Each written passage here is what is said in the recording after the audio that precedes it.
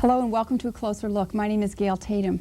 With me today is Joe Skrzat, who's president of the North Penn School District Educational Foundation, and we're here to talk to you about some of the important work that that group is doing. Hi, Joe. Hi, Gail. I'm glad you're here with me today. Nice to be here. I know you are one of our most loyal supporters in the foundation. Now, how many years have you been with us on the board? I've been on the board 6 years now. That's a long time. Yeah. I think that's as long as anybody. Well, I'm maxed out because the bylaws say after 6 years we're going to lose you this year, which is a sad thing. And you've been president for 2 years 2 now? years. Mm-hmm. Yeah, and I know that you are a parent of North Penn students who are graduated and done. Is that right? I have 2 daughters. One graduated from North Penn in 91, and one graduated in 95. Okay. Mm-hmm. So, and I know you were active as a parent. At least one of your daughters was a musician. Is that right? The older one was in the marching knights, and so for years and years I was an active band parent, and I was president of the music aids. Yeah, I knew the band parents for a while too. Yeah. I knew you were a loyal supporter of the music program and supporter of the district as well. But we're here really to talk about the foundation today, and this is we haven't done this before, and it's a nice chance for us to let the community know a little bit about what we're about and why it's so important. Tell me a little bit about what the agenda of the School District Foundation is and what that means to you. Well, let me indirectly answer your question by saying what we're not. All right. Because I think that may help to clarify it. There's, for lack of a better term, I think we have somewhat of an identity crisis. I think you're right. Okay. The North Penn Educational Foundation is not the school board. Right. And it's not the North Penn Education Association, which is the teachers union. Right, that's right. The foundation is an independent organization which was founded in 1988, composed of community citizens, business people, teachers, retired teachers, educators, clergy. Right. And the purpose of the foundation is to sponsor enrichment programs and projects which are designed by the individual teachers, and it supplements what's already on the table, so to speak, of the school district. This is in addition to what's normally funded. On top of what's normally there. What's there, that's correct, right. So we do this in terms of it's actually a great, I think, I am not a teacher, so. Nor am I. No, so from my standpoint, looking at it, it's a lot of these projects, all of them, are up to the individual creativity of the teachers. They come up with an idea, and from an administrative standpoint, I think it's relatively hassle-free because they don't have to go through 18 layers of bureaucracy. That's right. It's their idea. They submit a proposal, and the only level that they have to send it through from their standpoint is their principal. The principal looks at it, either approves it or disapproves it. Now, disapprove, I don't want to put that in a bad context. No, but there's always more than we can fund. There's more, not only that, but sometimes a teacher will propose something that should be funded out of the normal school budget. So that would be explained. But once the proposal is signed off by the principal, it comes to the Educational Services Center, where it's reviewed again by you and Ken Weir. Right. And then it goes to the Grant Review Committee of the foundation. Right. And the Grant Review Committee takes all these different proposals. This last school year we had 37. Yeah, it's a lot. And what we're looking for is what are the biggest bang for the buck. What is going to benefit the most number of students on any level? We're not only talking, we're talking all the way grades, through. Kindergarten through 12. What's going to make the maximum benefit for the least amount of money? And then the Grant Review Committee, after their work is done, then the whole process is referred to the Board of Directors, which is limited by our bylaws to 21. This isn't a cast of thousands. No, it isn't. It's a good working group. This is 21. It's a good working group. It's manageable. Right. And then we vote and approve the expenditure of funds. And I would dare say that 99.99% of every dime that comes into the foundation is turned right around and goes back to the teacher. There are no 60% administrative costs. It's very clean. Pure gravy for the teachers. It is. It's really true. You've said so much, and everything you said, I know is true. I think I'd like to take a second and talk a little bit about the grant review process, because you and I have both sat in on those. You for a while chaired the grant review That's correct, committee, right. and now as president are a member of the grant review committee, and I'm usually there just to help with the processing and details. But that is a very difficult process because the grants are so good. Let's talk about how neat that is. We always look at these wonderful grants. Well, first of all, the grants come to us on a form Yes. specifically designed for the foundation. Right. And That helps with the processing a little bit. Yeah. The teacher is asked to provide a synopsis, Right. or sometimes more than a synopsis, Yeah. because there are occasions where we have to go back. Well, not we. You or Ken Weir have Yeah. to go back and say, could Get you some give us a details. little more information? Yes. So we get the grant proposal, we get a proposed cost, and one of the things that we like to see is what is the benefit Right. of this? Is it going to benefit 30 students? Right. Is it going to benefit the entire school? Right. Over And how how is it- long a period? That's right. Is it for an afternoon, or Right. is it an ongoing? Right. Because the grants can take different forms, and an afternoon, something that may a guest composer or a guest speaker Right. would get approved depending on if Yes. again the benefit. What Right. What what's is the going to benefit gonna be? Where's the benefit? Yeah. How many students is it going to benefit? What do we think are the long-lasting effects of the grant? Right. So Right.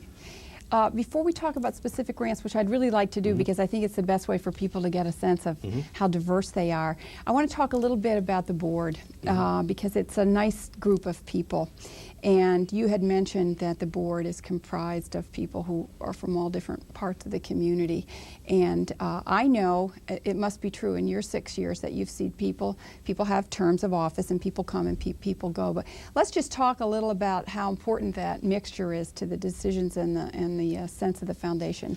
Well, the mixture is important because it brings to the foundation a real cross-section of the community. We're not focused on textbook Right. teaching theories. That's right. We're not, likewise, the business people, well, all of us are looking at the dollar, but Right. there's a focus there of, again, what are Right. we getting for the money spent? I think the clergy is important because not to introduce religion, No, it's but not just religious issues. But it's not religious issues, but just for another voice, Yeah. another perspective. I think they often bring a look at some of the human issues involved with some of the grants and help to bring a discussion to those. I think one point I'd like to make is that the word agenda is used a lot. And our agenda, if we have one in terms of an agenda, is very simple. We want to take a great school district and make it better. Yeah. It's that simple. Yeah. And That's nice, and that that's is it. true. I Yeah. mean, that sums it all up. We're Yes. not out for Yeah, we're not out that for really anything is else. it. What It is can a we group- do to Make help them- the teachers, Right. help the students, Right. and as I say, take a great school district and make it better. Yeah, I think it's true. It is a group of people who really care about education and say, okay, here's a way for all of us to help. Let's talk a little bit about how do we fund this? Clearly, we're talking about giving away money every year, and we start. I know it started with a much smaller number. Can you give me any ballpark sense of? We started. How much do you think we gave away in the beginning? The foundation was founded in 1988, and our first year in operation, it was slightly over $6,000 raised, Okay. $6,000 distributed. Right. The last year that we had a full funding, we funded over $21,000. Yeah, it's great. And it was close to 30 grand. So Yeah, it's wonderful. in the time that the foundation has been in existence, Yeah. it's been over 200 grants, Okay. $135,000, in excess of $135,000. That's just wonderful. And that's just contributed money. That's contributed money. I think it's important to note that the maximum individual grant is $1,000. Yes. That way, we're not giving away Too much. We're not That's right. putting a focus in terms of $6,000, $8,000 for Right. one. I go back to what I said at the beginning. Where are we going to get the most bang for the Yeah. buck? how many students, where's our most benefit in terms of students. I think having the cap of 1,000 is really an important part of this, because when you have limited amount of dollars to give away, I mean, we are giving away, I think, a significant amount of money, but even so, you want to have it. We have a large school district and lots of teachers, and we want it to be in as many places as we possibly can. You're right. So well, that's one of the really things, important. Again, it goes to the grant review. I mean, where distribution issues. And not only that, but too about the schools, Yeah. where we're not giving 60% of the awarded grants to one particular school.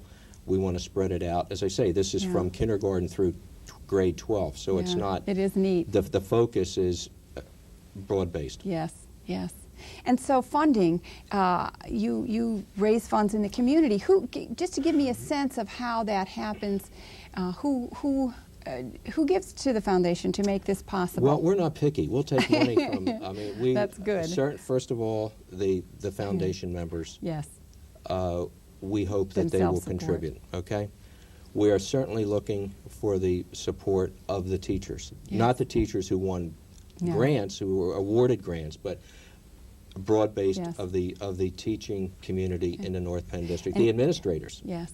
Again, okay, but outside we're of that, also looking beyond the walls of a school building. I mean, the business community. Yes. Anybody can contribute. Yes. I mean, one point, I think. If we have North Penn alumni watching this show, maybe they would think about that they would think in terms, hey, maybe it's we're not talking. Let's make our reunion gift to the foundation. Exactly. That would be not. Nice. We're not asking for $5. Yeah. We're not talking. Whatever they can give. I mean, if it would be nice, if they thought of us and said, hey, you know, this sounds pretty good. Let's a slight little bit of a payback for maybe what I got from North Penn.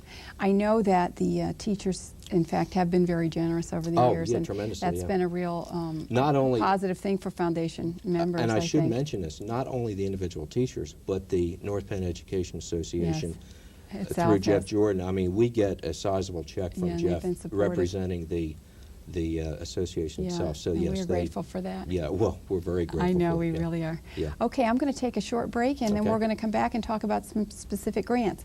My name's Gail Tatum. Stay with me. We're going to be talking about the North Penn School District Educational Foundation. We'll be right back.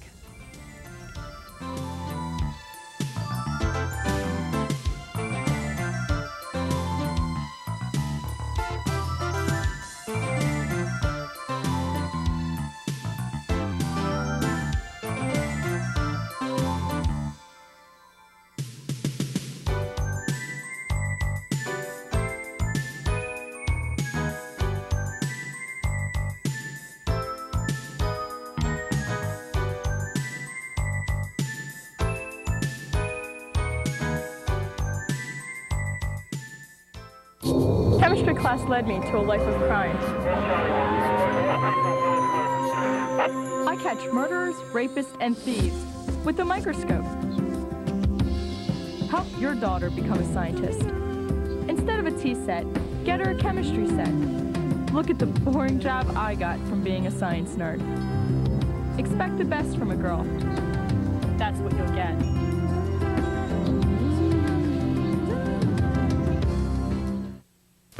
Do you think you have the power to change the world? I can shape the future, one child at a time. I know I can make a difference in those children's lives, and I know I have. Who knows where my influence may stop? I teach. I teach. I teach. Yes, they're teachers, but to the kids they reach, they're heroes. I think I have the power to change the world. The influence is always there. Do you have the power to wake up young minds, to be someone's hero, to change someone's life? Reach for that power. Teach. If you want to make an impact on our future, call 1-800-45-TEACH. Want to change the world? I teach. I teach. I teach. I teach. I teach. Be a teacher. Be a hero.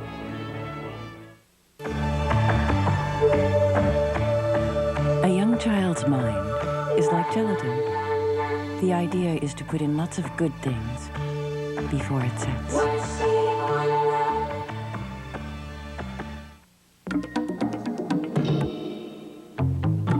child's mind can take in more during the preschool years than at any other time.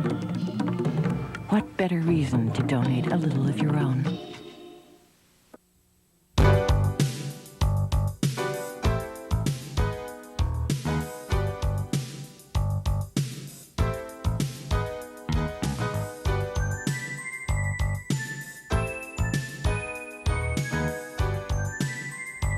We're back now. With me today is Joe Skrzat, who's president of the North Penn School District Educational Foundation.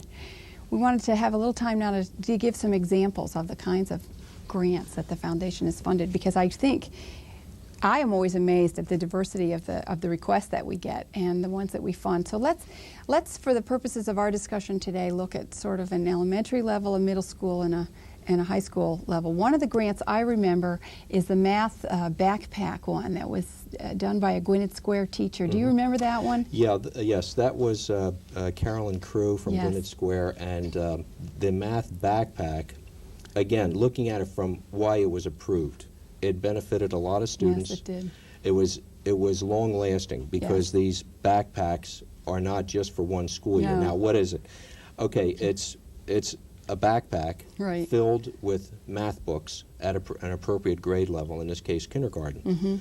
And what the students did is, through the teacher, they in effect checked out or signed out one of these backpacks to take it home. And in this backpack were different math projects, manipulatives, and basic math projects, which were designed to be worked not only by some of it was independent with the student, but it also incorporated the parents' input. So a student could sit down on his own, on her own, with the parents or guardians, work out the math problems, and then after they were finished and it was reviewed, they could bring the math pack back, and it would be reassigned or checked out again by another student. So these things were constantly... And it's still going on. It's been a couple years there's now. Something, I think there is something a little of...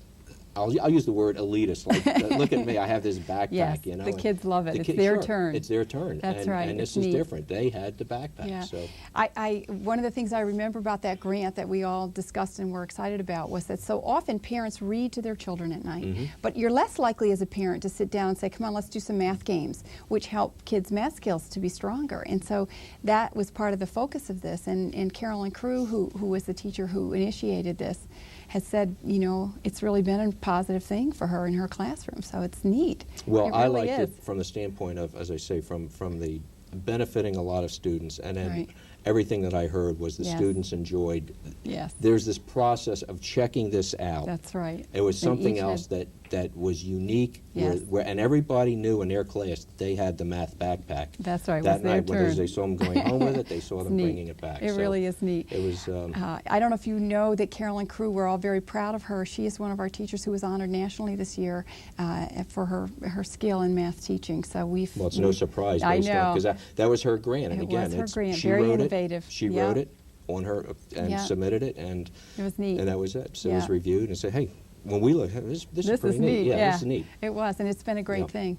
Okay, now at the middle school level, the one that I remember and was a video microscope program.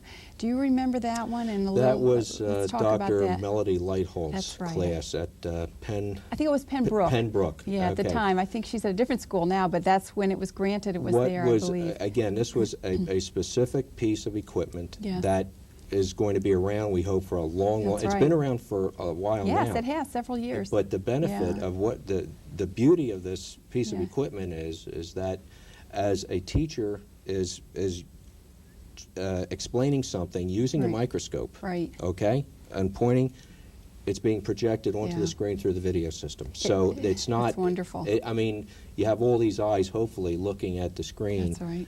While the teacher is actually proving the point what he or she wants to prove, or whatever explanation goes with it. So it's just... It was great. It just benefits, it magnifies, pun there, but it magnifies the entire process where every student can see it at the same time. Right. It makes this microscope a much more efficient teaching tool.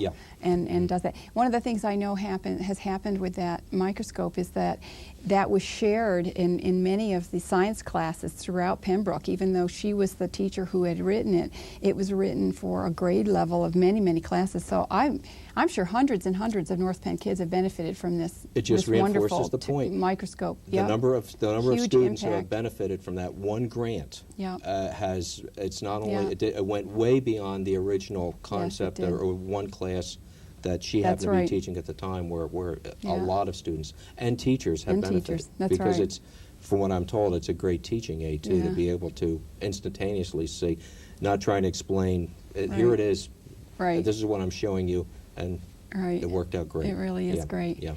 I know, you and I both know that over the course of time there have been many fine grants funded that deal with music. Mm-hmm. One that was particularly of interest maybe a year ago, was one at the high school that Dr. Davis Giersch had done.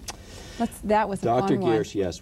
This was I'm going to call it a composer's workshop. I think that's right. Where Dr. Giersch, his grant basically specified to bring in composers to the school and to sit down on a one-to-one basis with students who did their own composition Yeah, of isn't music. that wonderful? Okay, and then Yeah. he worked with the students who was going to have the opportunity Yeah. to work with a composer. But then, after the students did hit their compositions, they were performed, and then they Yeah. were critiqued by the composer. wonderful. So this was, well, Yeah. the music program, I mean, we all know in North Penn is second to wonderful, none. So yeah. this just reinforced it that much more, Yeah. was to give these music students the opportunity to work with someone outside the school That's district. right. I get a different perspective of just not looking for perhaps Mm-hmm. a grade, but where is the strength and weakness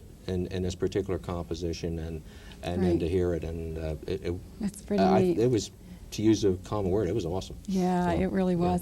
I know Davis felt really positively about that, and he had worked hard to structure the day so that the students had individual time and group time, and they learned from each other's compositions, and from talking to someone who does this for their living, who's a composer. And our students don't often have that chance. So it was really a great program. You mentioned something I'd just like to key up Yeah. on, is we get a lot of feedback too Yes. from the teachers saying, hey, this was This is great. great. Yeah, thank you, in effect, thank you Yeah. for making it available. Yeah, I think that's an important point to make, because the teachers, we have seen the number of grants submitted grow, not only the number granted each year, but it's an indication, I think, that the teachers really value the foundation and what it's doing. I really have that sense. And so those of us who are involved with it, I think, feel that we're doing something that's really helping education. Well, I certainly do. And Yeah, again, I do it's too. just, it's It's giving neat. that It's little great. bit of extra, what we can do to Yeah. just expand education Yeah, yeah. that much more. Well, I'm really glad you joined me here today to talk about was the nice to be here. foundation and all the work you've done. We thank you for all you've done You're welcome. for the foundation. I know it's heartfelt, and it takes a lot of time, and busy people are the ones who seem to always be able to give the most time. But thanks for joining me. You're welcome. Okay. Nice to be here. Okay. This has been a closer look at the North Penn School District Educational Foundation. My name is Gail Tatum. We'll see you soon. Thanks for joining me.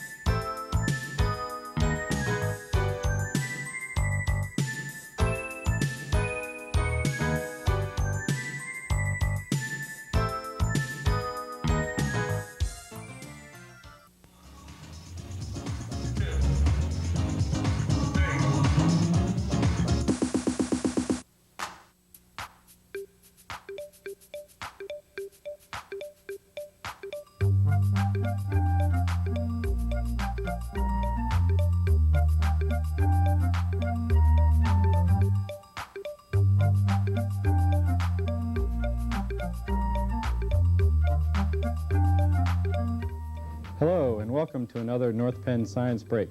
My name is Joe Maglotti and I'm a volunteer with the Merck Institute for Science Education. Today we'll be talking about rockets and how do they work. If you're like me, I'm an avid model rocket fan and I like to launch them outside. But sometimes it's not too good outside to launch them, so I like to launch them inside. Today we'll be launching a rocket and showing you how to do that. What you'll need is an effervescent tablet, a Fuji film canister, and a paper rocket that you'll be able to make. Make the rocket by taking a film canister and wrapping a piece of paper around it till it's very tight. Then take some tape and seal the rocket tube so it doesn't fall apart. You can make the fins by cutting out a piece of paper like this. It looks like a triangle with about a 1-inch flat piece in the middle, and then bending it so it looks like this. Take your fins and tape them onto the rocket as such, one on each side. When you end up with your rocket, it will look like this. Put a paper nose cone on also to finish it off. To launch our rocket, take the film canister and add some water until it fills about halfway up.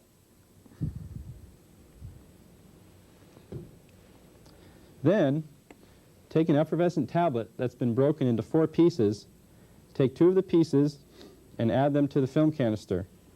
Put the top on and put it inside your rocket 10, 9, 8, and wait for it to launch. 7, ignition sequence started. All engines are started. We have ignition.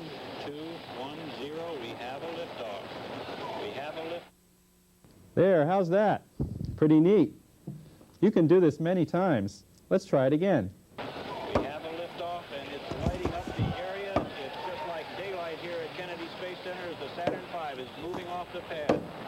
It has now cleared the tower. Missed. I hope you enjoy doing this at home. Remember, get an adult to help you, especially when you're working with tablets and film canisters that are really exploding. Rockets work on the very same principle, something that Sir Isaac Newton discovered in the 17th century. For every action, there is an equal and opposite reaction. What we had today was the cap from the film canister blowing off in one direction and the rocket taking off in the other direction. That's science, and I'm Joe McGlotty for North Penn Television.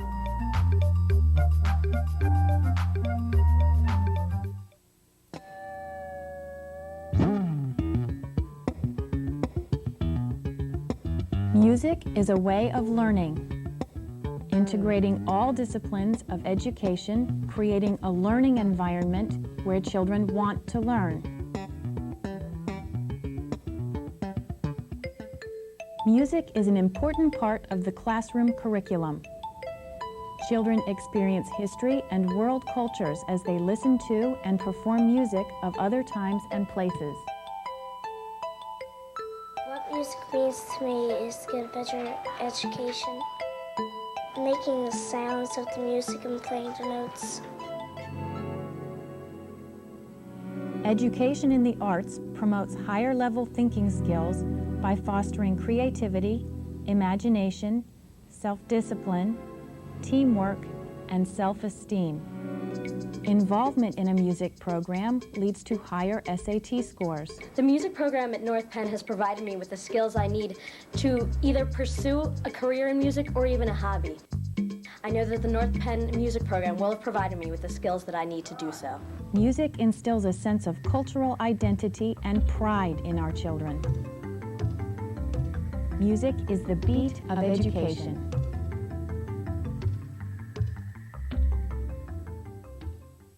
I hang out with a pretty trashy circle, the circle that helps this circle. It starts when we recycle trash at home.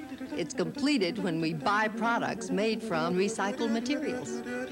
Check the label for something called post-consumer recycled content. Then buy the highest percentage of it you can find. Complete the circle. Call 1-800-CALL-EDF for your free Buy Recycled shopping guide. 1-800-CALL-EDF.